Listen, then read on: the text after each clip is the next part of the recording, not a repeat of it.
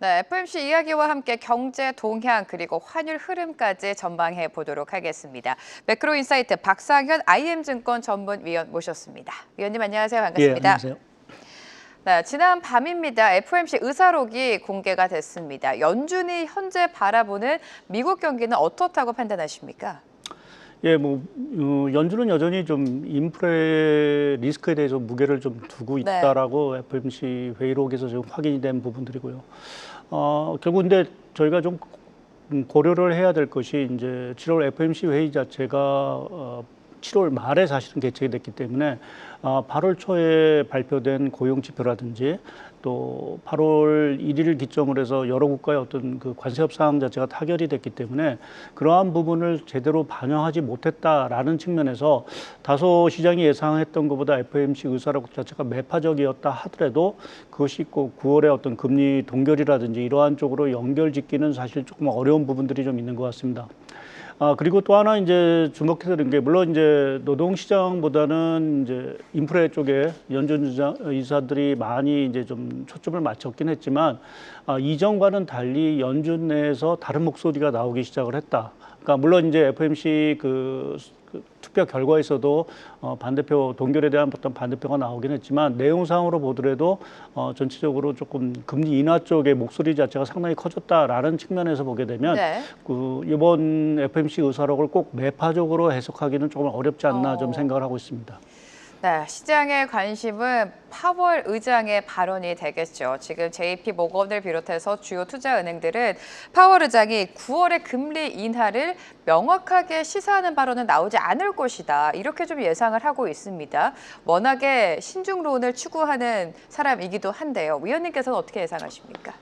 예, 저도 뭐 신중한 의견을 결국 개진을 할 거로 보고 있습니다. 말씀드린 대로 다소는 이제 인플레에 대한 우려가 아직은 해소가 되지 못했다라는 측면. 물론 이제 소비자 물가 자체는 뭐 다행스럽게 크게 관세에 대한 영향 자체가 상당히 좀 제한적이었지만 생산자 물가 같은 경우는 다소 좀 높은 측면이 네. 있기 때문에 아무래도 이제 연준 특히 이제 파월 의장 입장에서는 그 인플레에 대한 어떤 경계심 자체를 계속해서 유지할 가능성 상당히 좀 크다라고 좀 봐야 될 것 같습니다. 그럼에도 불구하고 지금 앞서 잠시 말씀드렸듯이 고용 지표가 뭐 전반적으로 아주 뭐 나빠진 부분들은 아니지만 예상보다는 상당히 좀 부진했다라는 측면에서 보게 되면 아무래도 그 파월 의장에도 상당히 조금 금리 인하에 대한 압박이 될 수 있는 부분들이 좀 있고 또 지금 트럼프 대통령이 워낙 지금 강하게 그 금리 인하를 사실 압박을 좀 하고 있는 그렇죠. 상황들이어서 네. 과연 파월 의장 자체가 얼마나 이번 그 연설에서 그러한 내용들을 과연 조금 일부 포함시킬지 라는 부분 자체가 좀 관심 사항들인 것 같습니다. 그래서 최근에 뭐 나오는 유행어 중에 하나가 이전에 이제 타쿠라고 해서 트럼프 대통령은 늘 물러선다라는 어떤 이제 용어가 있었지만 최근 이제 잭슨 홀 미팅을 앞두고 나서는 파쿠라고 해서 파월은 늘 물러선다라는 네. 어떤 조금 좀 빗대는 어떤 용어 자체가 나오고 있다라는 부분 자체는 시장에서 생각하기에도 이제 트럼프 대통령의 압박 자체가 여하튼 그 파월 의장의 그 신중론을 다소는 조금 약화시킬 수 있는 가능성을 사실은 좀 엿보고 있다라고 좀 생각을 할 수 있는 것 같습니다. 그래서 전반적으로 뭐 신중론은 유지를 하긴 하겠지만 9월 금리 인하에 대한 약간의 어떤 실마리 이러한 것들은 주지 않을까라는 쪽에 좀 생각은 좀 하고 있습니다. 네, 잭슨홀 미팅에서 파월 의장은 9월 금리 인하와 관련해서 조금의 실마리는 주지 않을까라는 예상을 해봅니다. 자, 이렇게 파월이 계속해서 신중한 태도를 보이는 건 아무래도 물가의 이유가 있겠죠. PPI가 예상 외로 급등이 나오면서 시장에 충격을 줬고 이제 PC 물가도 공개가 되는데 이 부분도 어떻게 예상하십니까? 예, 뭐 PC 물가도 다소는 뭐 올라갈 거로 보고는 있습니다. 근데 저희가 뭐 이번 달까지 지금 결국에 7월 PC 물가가 되겠죠. 이 부분을 가지고 판단하기에는 조금 이른 감이 좀 있는 상황들이고요. 저희가 생산자 물가가 다소 올라서 사실은 물가 압력 자체, 관세발 물가 압력 자체가 현실화되는 것이 아닌가라는 우려가 있긴 하지만 지금 그 미국 내 여러 가지 제품 가격이라든지 이러한 사항들을 보게 되면 아직 그 관세 자체가 전가가 되지 않은 그러니까 지금 대부분의 경우 자체는 공급하는 업체들, 뭐 아무래도 이제 수출, 우리나라나 일본 같은 어떤 수출 업체들이 되겠죠. 대부분의 업체들이 아마 관세 부분을 대부분 감내를 하면서 가격 네. 인상에 아직은 나서지 않고 있는 상황들이기 때문에 그렇게 보면은 전체적인 그 관세 영향 자체가 뭐 물가에 당장 그렇게 큰 영향을 미치지는 않을 거로 좀 보고 있고요. 또 최근에 이제 물가와 관련해서 좀 다행스러운 부분 자체는 아무래도 이제 유가 자체가 상당히 조금 많이 떨어졌다라는 부분입니다. 그래서 오히려 저희가 이제 9월에 받아볼 그 소비자 물가 지표 같은 경우, 그러니까 헤드라인 같은 경우에는 오히려 이 에너지 가격 자체가 상당히 하락을 하면서 상당히 좀 안정적인 흐름을 좀 보이지 않을까라는 쪽에 좀 생각을 좀 하고 있고요.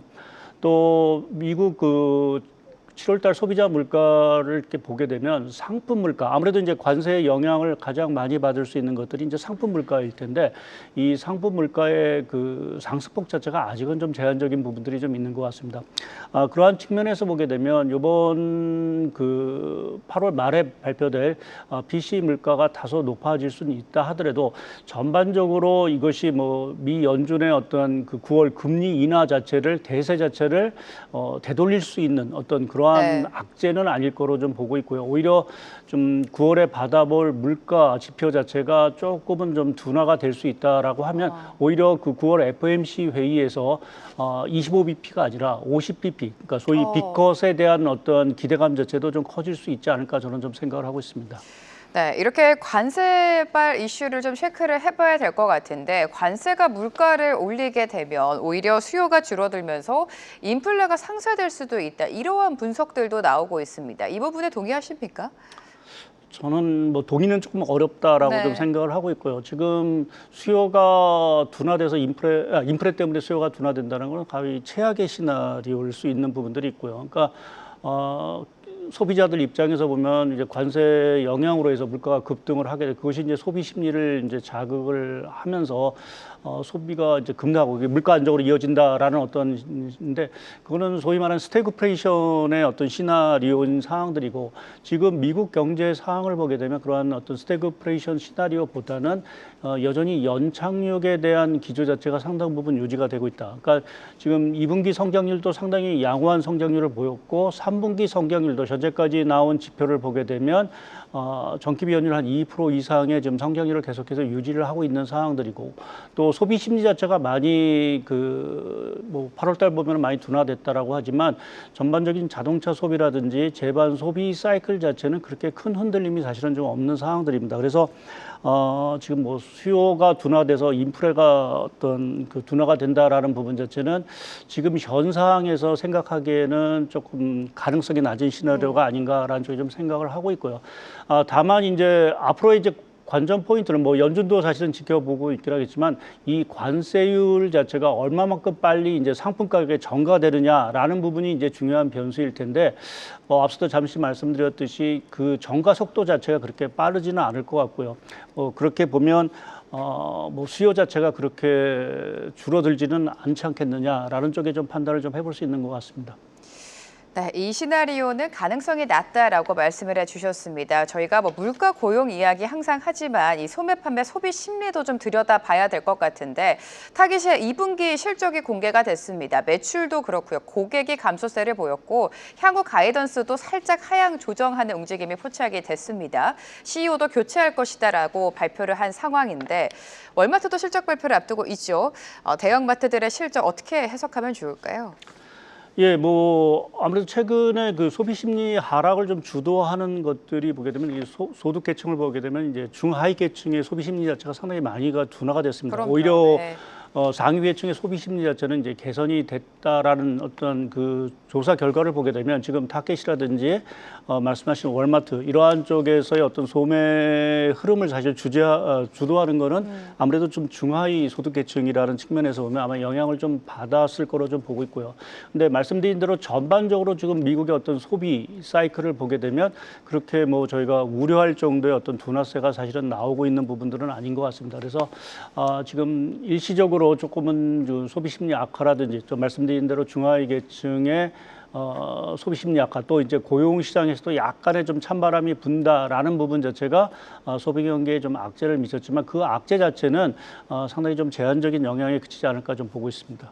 네, 타기 실적을 보면 소비 심리가 위축이 되기는 했지만 소비 심리가 악화될 것이다. 이렇게까지 전망하기에는 좀 제한적이다라는 말씀을 해주셨습니다. 월마트 실적도 좀 확인해 보도록 하겠습니다.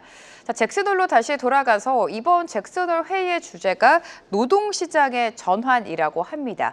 이를 두고 연준이 고용에 조금 더 초점을 맞추고 있는 거 아닌가 이렇게 해석을 하고 있는데 고용을 살펴보면요, 연구위원님, 실업률은 양호했다고 하지만 고용 자체가 둔화가 됐다는 거 우리가 확인하지 않았습니까? 고용 어떻게 판단하세요? 예, 최근 나온 고용 지표를 보게 되면 다소 좀 엇갈린 부분들이 네. 좀 있는 것 같습니다. 말씀하신 지금 고용 시장에 약간의 좀 찬바람이 분 부분은 이제 일자리 수가 상당 부분 이제 하향 조정되면서 그 동안의 그 일자리 증가 자체가 다소는 좀 과대평가된 부분이 라고 이제 시장은 좀 판단을 좀 하고 있어서 노동 시장이 좀 빠르게 둔화가 되는 것이 아닌가라는 이제 우려를 좀 할 수 있는 부분들이 있는 것 같습니다. 근데 반면 이제 실업률 자체가 이렇게 크게 올라가지 않고 안정적인 흐름을 보이고 있다라는 측면에서 보면 여전히 그 노동 시장의 수요 공급 자체는 상당히 좀 그 균형을 이루고 있는 부분들이 아닌가 좀 생각을 좀 하고 있습니다. 그러니까 기업들이 이전처럼 대규모로 구직에 노동 수요에 나서지는 않고는 있긴 하지만 그렇다고 이제 뭐 수요가 완전히 없어지고 이제 해고라든지 이러한 쪽으로 다가가는 모습은 아직 나타나지 않고 있다라고 좀 봐야 될 것 같고요. 그것을 좀 뒷받침해 주는 게 저희가 매주 받아보고 있는 그 주간 신규 실업 청구 건수를 보게 되면 여전히 20만 초반권에서 사실은 움직이고 있습니다. 이 정도의 수치는 과거 통계 기준을 봤을 때 미국 경제 고용 시장 자체가 상당히 좀 호황일 때 수준입니다. 그러니까 이러한 제반 어떤 고용 지표를 저희가 종합해 볼 때 이전만큼 좀 노동에 대한 어떤 수요 자체는 다소는 좀 줄어들었지만 그것이 어떤 노동 시장의 급격한 급냉 이러한 부분으로 연결되고 있지 않다. 특히 해고 건수라든지 이러한 것들이 급격히 늘어나고 있지 않는 상황들을 보게 되면 뭐 노동시장이 다소는 씻고 있긴 하지만 그거는 상당히 조금 완만하게 어떤 씻고 있는 상황들로 봐야 되는 부분들로 좀 생각을 좀 하고 있고요. 이번에 그 잭슨홀 미팅에서 그 주제가 노동시장의 어떠한 그 전환이라는 네. 부분 자체가 주제가 잡힌 거는 최근에 어떤 노동시장의 흐름보다는 이제 AI 사이클 자체가 이제 크게 대두가 되다 보니까 그것의 어떤 인력적인 어떤 구조적인 네. 문제 또 거기에 따라 어떤 생산성 문제 이러한 부분을 아마 좀 언급하지 않을까. 그러니까 직접적으로 최근에 어떤 노동시장의 어떤 둔화 자체를 이번 주제에서 다루지는 않을 것 같고요. 좀 중장기적인 관점에서 AI 사이클 자체가 이제 노동시장이라든지 생산성에 미칠 영향 이러한 부분에 대한 것들을 아마 좀 얘기하지 않을까 좀 생각을 하고 있습니다. 네, 잭슨홀 미팅 회의 주제가 노동시장의 전환입니다. 연구위원 말씀대로 노동시장, 고용시장보다는 아무래도 AI가 불러오는 산업의 변화에 대해서 조금 더 초점을 맞추지 않을까라는 말씀까지 덧붙여 주셨습니다. 자, 최근에는요, 미국 주택시장 침체도 좀 두드러지고 있습니다. 이를 두고 트럼프는 또 파월 의장이 주택시장을 둔화시키고 있다 이렇게 지적하기도 했죠. 사실 예상보다 중금리가 장기화가 되면서 이에 따른 부작용은 당연히 있을 것 같아요. 예, 뭐 네. 말씀하신 대로 이제 그 주택 시장 뭐 어느 나라도 마찬가지지만 이 금리 수준 자체가 당연히 민감할 수밖에 없습니다. 그쵸. 특히 미국은 이제 모기지 금리에 따라서 주택 시장이 크게 이제 출렁거리는 것들이 이제 뭐 대표적인 현상이기 때문에 지금의 어떤 금리 수준 자체는 당연히 미국 주택 경기에 악영향을 미칠 수밖에 없는 상황들이고요. 그래서 최근에 나오는 주택 지표를 보게 되면 다소는 조금은 이제 둔화되는 흐름을 좀 보이고 있습니다. 그렇지만 이제 최근에 나온 이 주택 지표를 가지고 우리가 주택 경기 미국의 주택 경기가 그러면 경착륙으로 갈 거냐라는 어떤 그 질문을 할 수 있는 부분인데 그 대답 자체는 가능성은 그렇게 크지 않다라고 좀 보고 있고요. 이렇게 금리가 높음에도 불구하고 왜 그럼 주택 시장 자체가 이렇게 뭐 어떤 크게 망가지지 네. 않을 거냐라는 부분에 있어서는 이전과는 달리 미국의 지금 모기지 대출 자체가 변동금리가 아니라 이 고정금리로 사실은 대출을 받아놓은 상황들입니다. 그러니까 낮은 수준에서 이제 금리를 모기지 금리를 받아놨다라는 부분이죠. 그래서 금리가 최근에 많이 올랐지만, 그러니까 연준이 많이 그 기준금리를 올렸지만 실제 그 모기지 대출을 받는 사람들의 이자 지출 자체는 그렇게 크게 늘어난 상황들은 아니고요. 다만 이제 부작용 자체는 이제 낮은 금리로 이제 모기지 금리를 받다 보니까 새로운 집을 구매했을 경우에 모기지를 이제 갈아타야 되는 경우, 그 경우에는 이제 높은 모기지를 이제 다시 이제 차안을 받아야 되기 때문에 그러한 부분에서 지금 주택 매매가 사실은 잘 이루어지지 않는, 그래서 그것이 주택 시장의 집회의 어떤 부진으로 사실은 좀 이어지고 있다라고 좀 봐야 될 것 같습니다. 최근 주택 가격을 보게 되면 이제 상승폭 자체는 상당히 좀 둔화는 됐지만 여전히 플러스 증가율을 좀 보이고 있어서 네. 미국의 그 주택 경기, 뭐 이러한 높은 모기지 금리에도 불구하고 여전히 뭐 견조하다라고 좀 평가를 좀 할 수 있고요. 만약의 경우 올 연말까지 그 미 연준이 한 3차례, 뭐 최소한 75p 정도의 금리를 인하해 준다라고 하면 오히려 주택 경기 자체는 좀 반등의 힘을 좀 찾지 않을까. 그것이 미국 경기에도 사실은 좀 일조를 좀 할 수 있는 부분들이어서 일부에서 얘기되고 있는 주택 경기의 어떤 심각한 침체, 어떤 경고음, 이러한 부분에 대해서는 조금 아직은 좀 시기상조가 아닌가라는 쪽에 좀 생각을 하고 있습니다. 네, 이런 가운데 트럼프 대통령은 모기지 대출 의혹이 있다면서 쿡 연준이사 사임을 지금 압박하고 있습니다. 쿡 이사마저 사임을 하게 된다면 연준 인사 내에 너무나 친트럼프, 최측근 트럼프 인사들만 있는 게 아닌가, 이런 우려가 커지고 있고요. 그렇게 된다면 연준의 신중론이 이어질 수 있을까, 여기에 대한 우려도 있습니다. 올해 안에 연준이 몇 번이나 금리 인하를 단행하게 될까요? 지금 뭐 시장에서 생각하고 있는 거는 앞서 말씀드린 3차례 79p 정도를 좀 생각을 좀 하고 있고요. 이제 트럼프 대통령, 물론 지금 쿡 이사 자체를 좀 압박을 하고 있지만 뭐 쿡 이사는 사실은 그렇게 물러설지는 않을 어떤 지금 입장을 사실 좀 보이고 있는 상황들입니다. 저희가 그 트럼프 대통령의 지금 압박 자체가 보면은 최근에 전방위적으로 사실은 되고 있습니다. 우리가 막 관세라는 부분도 있긴 하지만 최근에 보면 이제 기업에도 사실은 뭐 엔비디아 같은 경우는 중국 수출의 뭐 몇 %를 사실은 뭐 정부가 가져가겠다고 얘기를 하고 있고, 보조금을 받을 경우에는 뭐 그만큼의 어떤 지분을 사실은 요구하고 있는, 어떻게 보면 좀 국가가 좀 이러한 기업의 자율성에 좀 개입을 하는 좀 우려스러운 목소리, 형태가 좀 나오고 있고요. 거기에 만약 이 연준마저 이제 트럼프의 완전한 어떤 손아귀에 들어간다라고 하면 뭐 금리 인하야 뭐 시장이 반길 수 있는 부분들이긴 하겠지만 결국 연준의 독립성 자체가 훼손될 수 있는 그 우려에 대해서 아마 시장이 상당히 우려할 수 있는 부분들이 있고요. 그 경우에는 사실은 연준이 금리를 내린다 하더라도 시중 금리 자체가 잘 떨어지지 않는, 조금은 좀 금리 인하의 효과 자체가 상당 부분 오히려 좀 퇴색되는 그 가능성들이 있기 때문에 최근에 트럼프 대통령의 그 연준 장악을 하려는 그러한 어떤 움직임 자체는 궁극적으로 또 중장기적으로 봤을 때 그렇게 시장에 우호적일까라는 부분에서는 저는 조금 부정적일 가능성이 상당히 좀 크다라고 좀 봐야 될 것 같습니다. 네, 시장으로 돌아와 보도록 하겠습니다. 최근 미국 시장을 보면 B컷의 가능성까지 제기가 되지 않았습니까? 그 기대감은 지금 많이 사라지긴 했었는데 일단은 9월 FOMC에서 금리 인하는 기정사실화되어 있는 분위기입니다. 주가에, 증시에 이미 선반영이 되어 있다는 평가도 많죠. 지금 빅테크를 매도하는 물량이 좀 대기가 되어 있고 최근에 기술주 중심의 하락이 많이 나왔는데 금리 결정 이후 미증시 흐름 어떻게 판단하세요? 예, 뭐 금리 인하는 말씀하신 대로 좀 선반영이 됐다라는 측면이 좀 있는 것 같고요. 이제 시장의 관심은 이제 얼마만큼 이제 금리를 내려줄 수 있느냐라는 부분들이 중요할 것 같습니다.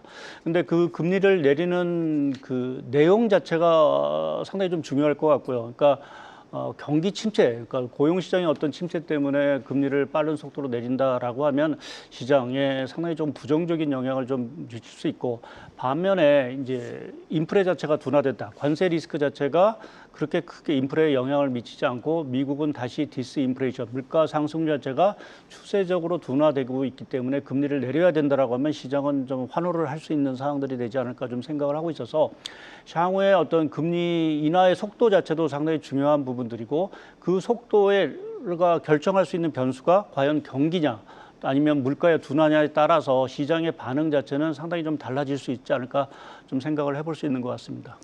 네, 최근에 가상화폐 흐름도 좋았는데 연구위원님이 이전에 출연해 주셔서 기술주와 비트코인의 상관관계 함께 움직인다라고 지적을 해주셨습니다. 이렇게 된다면 금리 결정과 함께 가상화폐 흐름은 어떻게 전망하십니까? 예, 뭐 가상화폐 시장 자체는 뭐 금리 인하에 당연히 긍정적으로 반응을 할 거로 보고 있고요. 결국 이 기술주와 지금 뭐 가상화폐 시장 자체가 이제 동조화되는 부분에 있어서 가장 중요한 연결고리 자체는 아마 유동성이 아닐까 좀 생각을 좀 하고 있습니다. 뭐 아무래도 이제 가상화폐 시장이라는 게 뭐 대표적인 어떤 위험 자산의 어떤 성격인 시장이기 때문에 유동성이나 금리에 상당히 민감할 수밖에 없는 상황들이고요.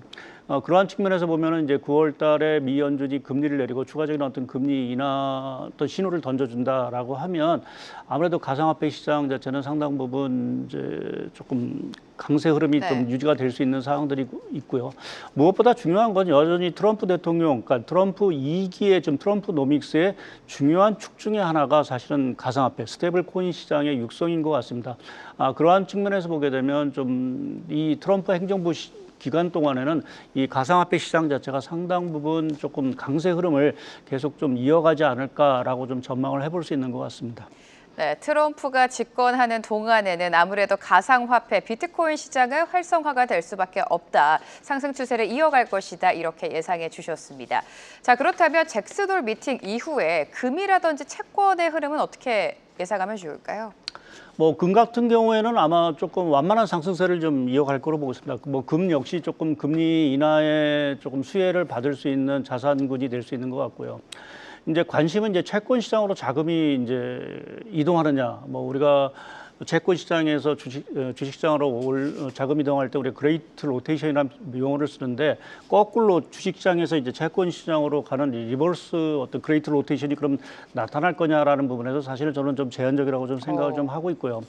이제 과거와는 달리 이 채권 시장이라는 부분, 그러니까 채권 금리라는 것이 꼭 그 지금의 같은 경우는 물가라든지 연준의 어떤 기준금리에 반응할 뿐만 아니라 지금 각국의 어떤 재정 정책에도 상당히 큰 영향을 받고 있는 상황들입니다. 또 물가 자체도 과거처럼 다시는 우리가 0%나 1%대로 가는 물가 흐름을 다시 경험하기에는 상당한 시간이 걸릴 수밖에 없고요. 그것이 이제 중물가, 중금리 시대로 이어진다라고 하면 결국 그 채권 금리 자체는 상당한 하방 경직성을 가질 수 있다라는 측면에서 보면 주식 시장에서 채권 시장으로 자금이 빠져나가기보다는 오히려 이제 MMF라든지 이러한 좀 대기성, 그러니까 고금리를 좀 취하던 자금들 자체가 오히려 금리가 하락했을 경우 주식 시장으로 좀 더 유입이 되는 효과가 나오지 않을까라는 쪽에 좀 생각을 좀 하고 있습니다.